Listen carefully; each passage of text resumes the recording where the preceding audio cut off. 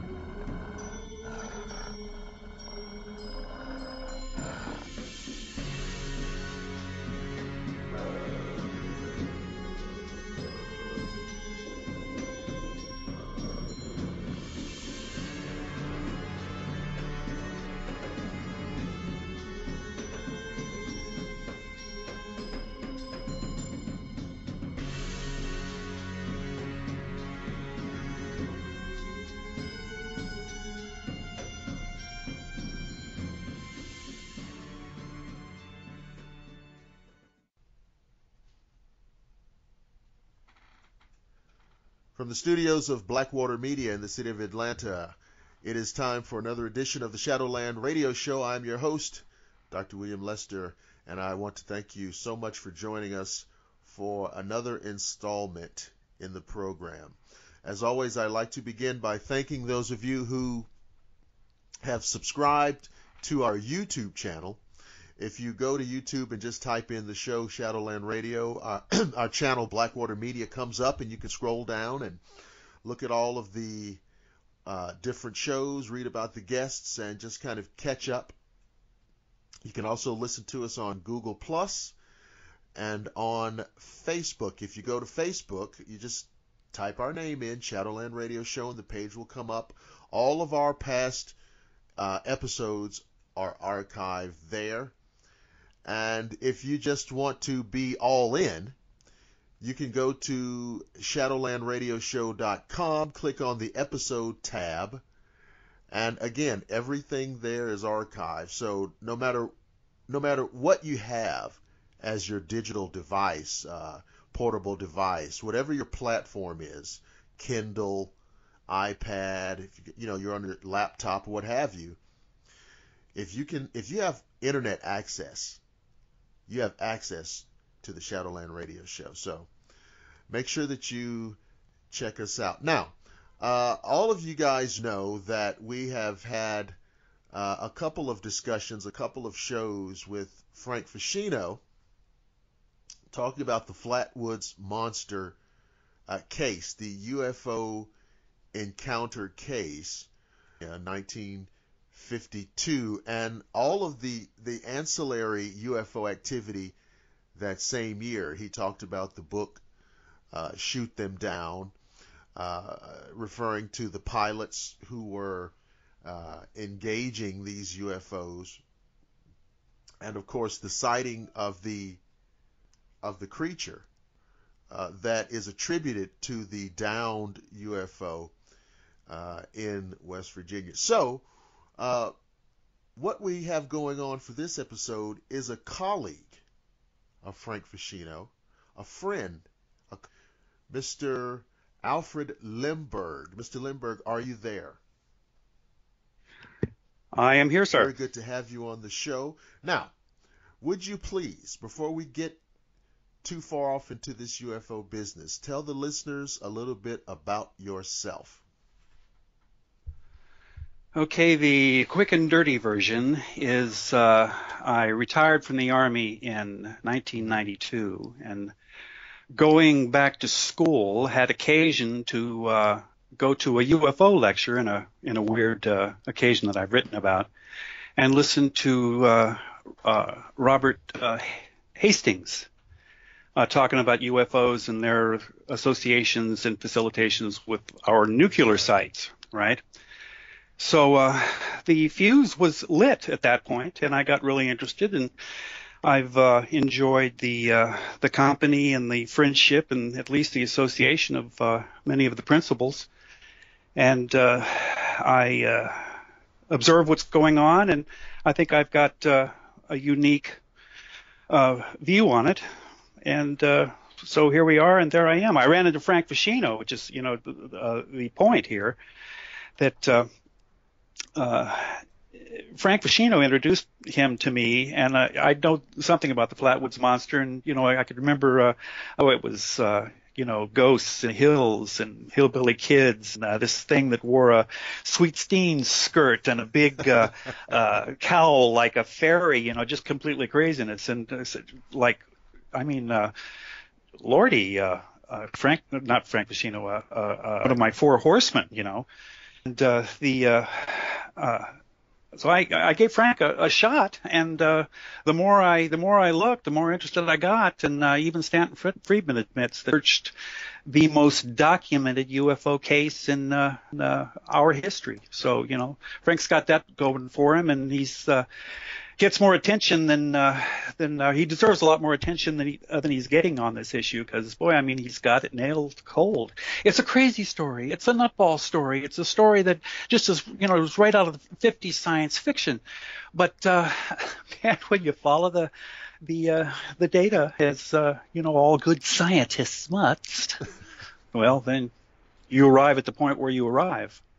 So that's kind of it in a nutshell. Hope I didn't go on too long. Perfect. Yeah, when you look at the scenario of events with the Flatwoods case, it plays out like your typical 50s era sci-fi movie. Now, it makes you wonder about your typical 50s era sci-fi movie, in terms of the ideas, the concepts. There's been all kinds of speculation, for example, about the film and how close it was to reality and where the inspiration came, for the film. Was this just something that some writer came up with, or were there some real links and connections to something real? I've heard all kinds of speculations. What are your thoughts about how much of this real stuff makes its way into Hollywood? Well, I can't hardly even comment what's going on in the mind of Hollywood. I think that they are pretty much the followers of what is going on, and not the innovators. Oh, sure. We all have to remember that what this whole thing is about is that, first and foremost, 1952, there was the biggest flap in United States history, the Sumrose saucers in 1952. And that period in time knew UFOs to, damn near land on the White House lawn, all right? But certainly impinging on Washington airspace that is prohibited by consequences of the deadliest of forces, okay? So now jets are scrambled into really what amounts to a launched futility at UFOs violating that airspace, and again they violate that airspace. Now, orders are issued to jets all over the country to shoot those UFOs down. And on September 12th, there were 21 hours and change, okay, of continuous UFO sightings all over the United States. Jets were launched at the same time. There are credited reports of UFOs being forced down in obvious mechanical distress. Now, one such incident occurred on the old Fisher Farm in Flatwoods, West Virginia, okay? That's kind of what we have to remember, and that's Frank's whole shtick in a nutshell. So again, this incredible wave of UFOs over not just U.S. airspace, but in many cases restricted airspace.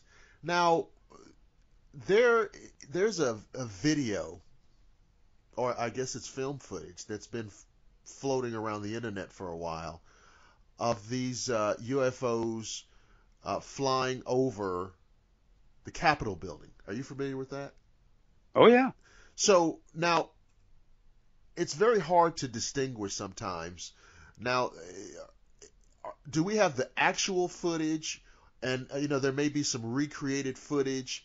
And, I've had some people look at it online, and they were not sure. Was that the actual footage?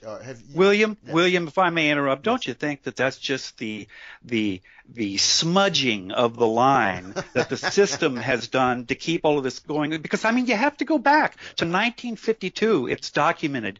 It's history. There are newsreels of what was going on in 1952, especially around the September timeframe. Right. And I'm here to tell you that that's where you start. You don't discuss fakes and hoaxes now, and that they're all contrived anyway. To kind of smudge that line is my feeling. So you're saying just drop in some dubious things, the water, mitigate the clarity. Well, the truth can always be hidden by just a few lies sitting around it, hasn't absolutely. Oh, there's no doubt about it. In fact, when something happened, you admit it straight up and then contrive a bunch of evidence proving it to be a hoax and discount the whole thing, like is the case I think is likely with the MJ-12 documentation. Now I'm glad you brought that up. We have a lot of listeners who, sometimes we do a little UFO 101. And this thing about the MJ-12 documents, I think illustrates your point perfectly in terms of how the water can get muddy. Can you tell the listeners a little bit about when you say MJ-12 documents, what you're referring to? I really can't talk all that intelligently about it because I'm no MJ-12 document expert, apart from knowing that it's a good example of what I'm talking about. But basically, we're just talking about documents, official documents, indicating a secret society, if you will, of learned and unlearned elites who proposed and facilitated and made such so with regard to UFOs back in the 50s and the 60s. So we're just talking about proof by document that this operation, this organization, this official association existed.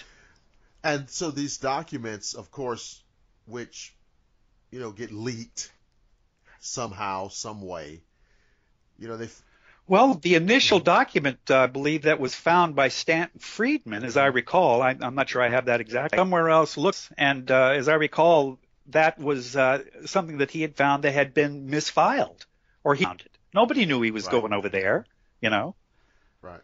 If you can trust the character and intelligence and honor of Stanton Friedman, which I think you absolutely can. Cut, print, waiter, check, please,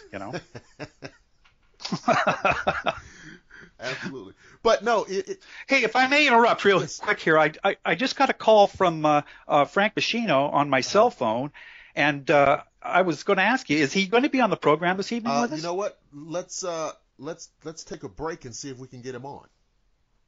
Okay. Only if you could, because he is the whole point, actually, and he and I together get to rock and rolling sometimes. It's unbelievable. Hey, no guarantees it's going to happen this time. I'll tell you what, but get him on. Let's take a break, and we will try to get Frank on. So, ladies and gentlemen, we'll be right back with you on the Shadowland Radio Show.